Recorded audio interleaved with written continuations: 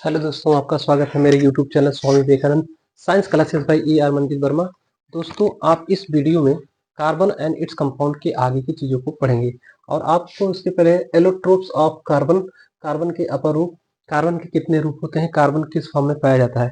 Carbon हर जगह पाया जाता है, जितने भी लिविंग या नॉन लिविंग है कार्बन के कंपाउंड हर जगह आपको मिल जाएंगे।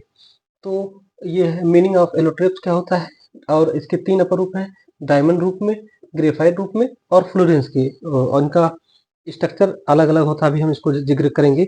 आप तब तक देख लीजिए, ये रूपरेखा है। तो एलोट्रोप्स होते क्या है? एलोट्रोप एक रासायनिक तत्व का एक या अधिक रूप है जो एक ही भौतिक अवस्था में मौजूद हो सकते हैं। एलोट्रोप में अलग अलग रासायनिक और भौतिक गुण होते हैं क्योंकि परमाणु प्रत्येक एलोट्रोप बनाने के लिए एक साथ अलग अलग तरीकों से बदलते हैं। एलोट्रोपिज्म एक तत्व की कई रूपों में मौजूद रहने की क्षमता है। ये एनसीईआरटी की लाइन की बुक है जिसको मैं आपको बता रहा हूँ। एक बार फिर से आप सुन लीजिएगा और आप आराम से नोट कर सकते हैं। एलोट्रोप एक रासायनिक तत्व का या अधिक रूप है जो एक ही भौतिक अवस्था में मौजूद हो सकता है।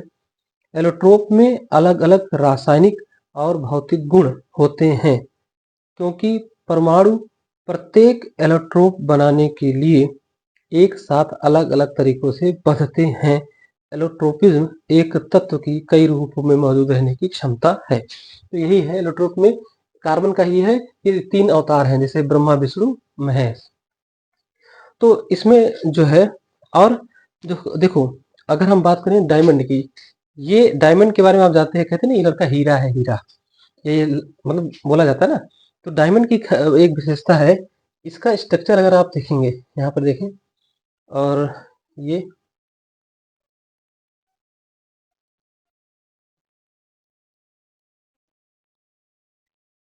इस तरह से,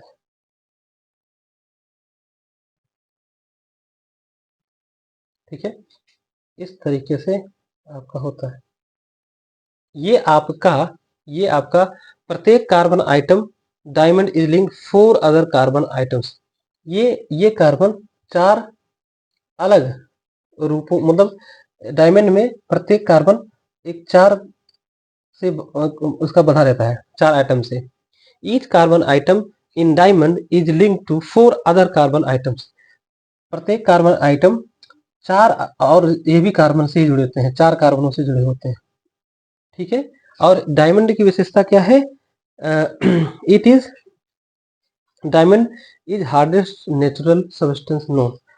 तो ये डायमंड जो है, ये हार्डेस्ट होता है। सबसे हार्डेस्ट क्या होता है? डायमंड होता है। असली हीरा हार्डेस्ट होता है, सबसे ज्यादा नेचुरल में जो प्रकृति में पाया जाता है, सबसे हार्डेस्ट क्या होता है?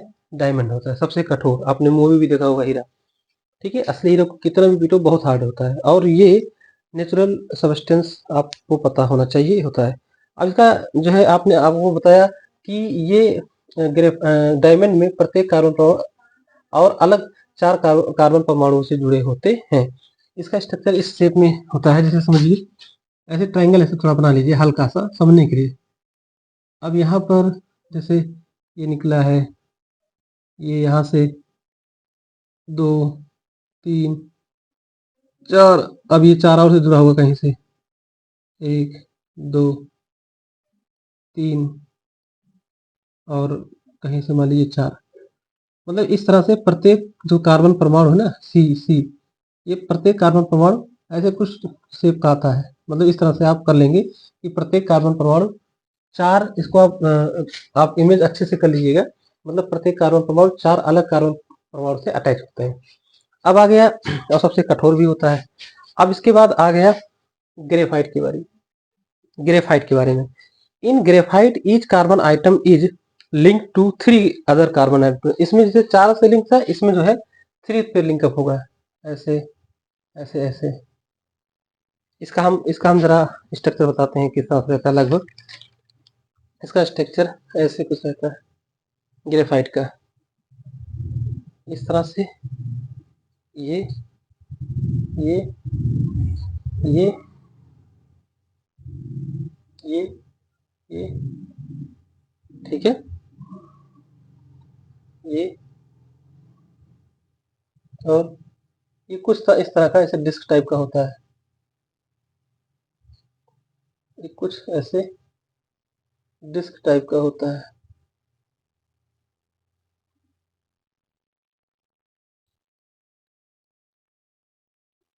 मतलब इस तरह से ऐसे जुड़े होते हैं। इसके बारे में थोड़ा बताएं, ऐसे कुछ स्ट्रक्चर होता है, ठीक है, देख लीजिएगा। तो ग्रेफाइट 3 कार्बन, जैसे 4 कार्बन परमाणु से प्रत्येक कार्बन परमाणु है, इसमें 3 से जुड़ा होता है। अब इसमें होगा कि थोड़ा इसके बारे में बताते हैं। It's bond together by weak force called van der Waals forces. The difference layers can slide, इसके बारे में है। The difference layer slide over one each other, they make graphite soft. तो ये डायमंड से मोस्टली क्या होता है, सॉफ्ट होता है, यानी कोमल होता है, ठीक है, इस तरह से। और इसके बारे में और अच्छे से आपको इससे अच्छा इतने सरल तरीके से बताया जा रहा है, ठीक है। अब आते हैं फ्लोरेंस। अच्छा, इसका स्ट्रक्चर फ्लोरेंस क्या होता है, एक फुटबॉल की तरह होता है, फुटबॉल की तरह होता है।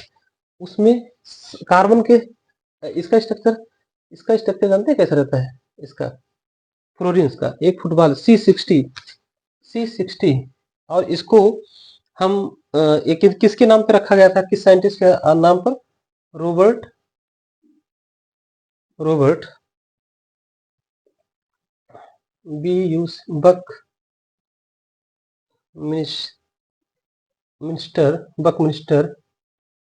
बकमिनिस्टर फुलर फुलर फुलर, उन्होंने ये डिजाइन किया था।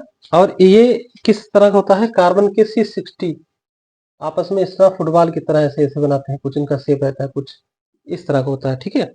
इसका शेप काफी कॉम्प्लिकेटेड है, आप कॉम्प्लिकेटेड है ये जान लीजिए। तो इसके बारे में थोड़ा बता देते हैं। The structure of C60 buckminsterfullerene, there are 5 red as well as 6 black membered ring of carbon atoms. Fluorines are other class of carbon allotropes. They are made by heating graphite in an electric arc in an atmospheric of inert gas.